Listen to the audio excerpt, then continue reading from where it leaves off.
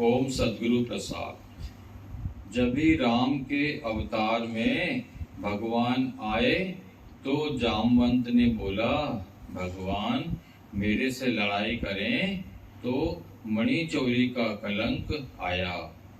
जब भी मणि लेने गया तो जामवंत से लड़ाई किया।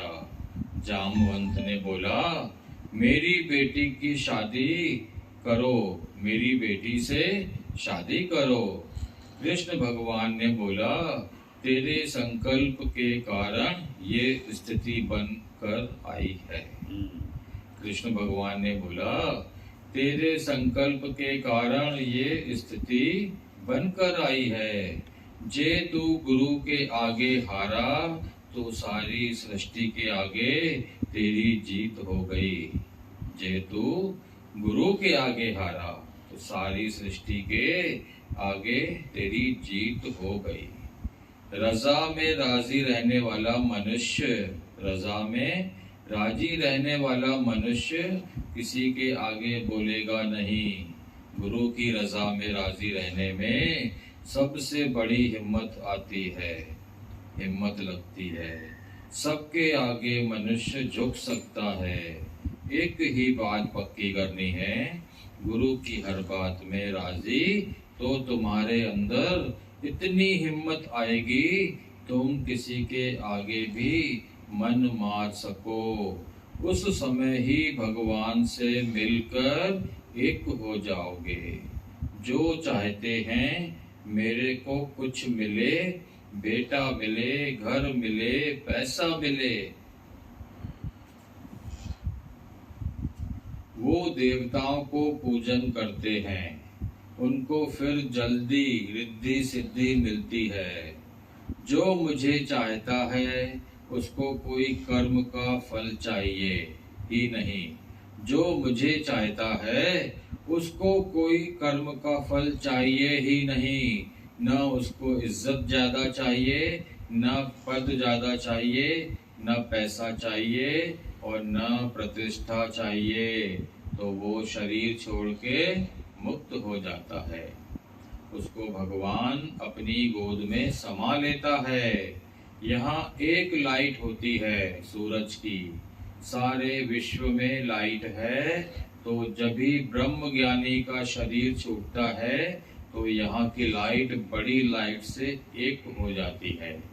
यहाँ की लाइट जो है ना, वो पहले सेपरेट होना चाहिए। हम लोगों की लाइट थोड़ा शरीर से, थोड़ा मन से मिक्स है। उस लाइट में थोड़ा डिजायर, थोड़ा ईगो, थोड़ा जीव भाव भी है। ज्ञान से इच्छा, अहंकार, जीव भाव की हस्ती खत्म हो जाए। ज्ञान के विचारों से मन की हस्ती खत्म हो जाती है। तो जो सूरज की लाइट है वो अपने मन को, देह अध्यास को छोड़ देती है। अचानक देह अलग हो जाती है। वो लाइट जैसे ही देह से अलग होती है जाके खटाक से परमात्मा से मिल जाती है। जैसे बच्चे रॉकेट जलाते हैं तो वो शू से जाके आकाश में जाकर फटता है। ऐसे रॉकेट की तरह फास्ट कोई छूटे और भगवान से मिल जाए, बिना यत्न के परमात्मा से मिल जाता है। और मिली भी पड़े हैं। बड़ी लाइट ने छोटी लाइट को बोला है, मैं मिली पड़ी हूँ, मैं तुमको रोशनी भेजती रहती हूँ, तभी तो तू चल सक रहा है। रविराज के दिल में है शंकर, तभी तो चलती है धड़कन। परमात्मा है तभी तो श्वास ले सक रहे हैं ना। कोई ऐसा व्यक्ति नहीं जिसने साक्षात्कार नहीं किया नहीं होवे। ऐसा कोई व्यक्ति नहीं जिसने साक्षात्कार नहीं किया होवे। क्योंकि हर मनुष्य श्वास ले रहा है, जिसकी सत्ता से ले रहा है। इसलिए अज्ञानी देखना पाप है। संकल्प हमारा शत्रु है, तुम 10 बार मन बोलता है, इसको ये बोलो, तो प्रैक्टिस करके देखना। तुम नहीं बोलेंगे तो पक्का तुम्हारी थॉटलेस अवस्था होगी।